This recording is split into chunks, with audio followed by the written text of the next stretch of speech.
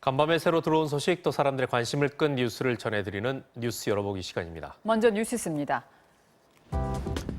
경제협력개발기구가 우리나라 경제 성장률 전망치를 3개월 전보다 높은 마이너스 1.0%로 상향 조정했습니다.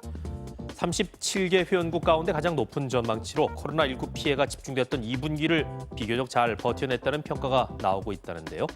G20 국가 중에서는 유일하게 플러스 성장이 예상되는 중국에 이어서 2위를 차지했습니다.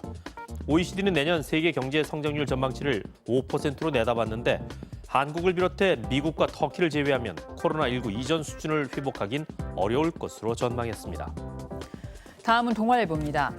어제 고용노동부가 재택근무 매뉴얼을 발표했습니다. 코로나19로 재택근무를 시행하는 기업이 늘어나면서 새로운 노사 갈등이나 분쟁이 생길 가능성이 높아졌기 때문인데요.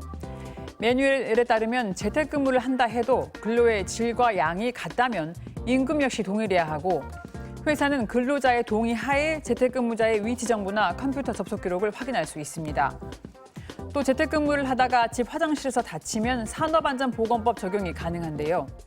한 전문가는 코로나19 사태가 끝나도 재택근무는 계속 이어질 것이라면서 실정에 맞는 재택근무 기준을 세워야 할 시점이라고 설명했습니다. 다음은 경향신문입니다. 어제 전국에서 수능 전 마지막으로 보는 모의평가가 실시됐습니다. 이번 모의평가는 수능 출제기관인 한국교육과정평가원이 주관한 시험으로 수능 출제 방향과 난이도를 가늠할 수 있어서 미니 수능이라고 불리는데요.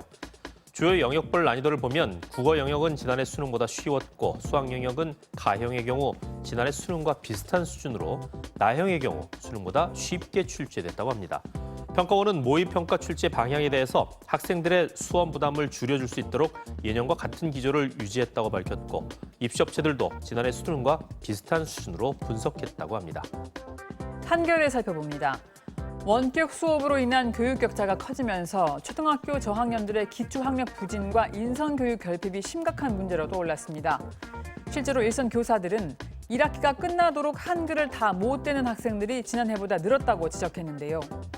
기초학력보다 우려되는 건 사회성 발달이 더딜 수 있다는 점입니다. 한 교사는 학습 부진은 교사의 적극적인 노력과 교육 시스템으로 교정할 수 있지만 사회성 발달은 결정적인 시기를 놓치게 되면 문제가 심각해질 수 있다고 말했는데요. 교육당국은 실시간 쌍방향 수업으로 원격 수업의 질을 높이겠다고 설명했지만 학부모와 교사들은 물론 상황이 허락해야겠지만 등교 횟수가 지금보다 더 많아져야 한다고 요구하고 있습니다. 다음은 중앙일보입니다. 서울 한강 이남과 이북 지역의 아파트값 격차가 3년 3개월 동안 계속해서 커진 것으로 나타났습니다. 한 부동산 정보업체 분석에 따르면 지난달 한강 이남 11개 구의 아파트값은 3.3제곱미터당 약 4천만 원으로 한강 이북 지역의 아파트값보다 약 1,200만 원 더 비싼 걸로 조사됐습니다. 두 지역의 집값 차이는 최근 3년 3개월 동안 51%나 커졌습니다. 정부는 서울 강남권의 개발 이익을 강북권 개발에 쓸 수 있게 하는 방안을 추진 중이지만 부동산 시장 전문가들은 지역 간 격차를 해소하는 데에는 한계가 있을 것이라고 설명했습니다. 끝으로 조선일보입니다.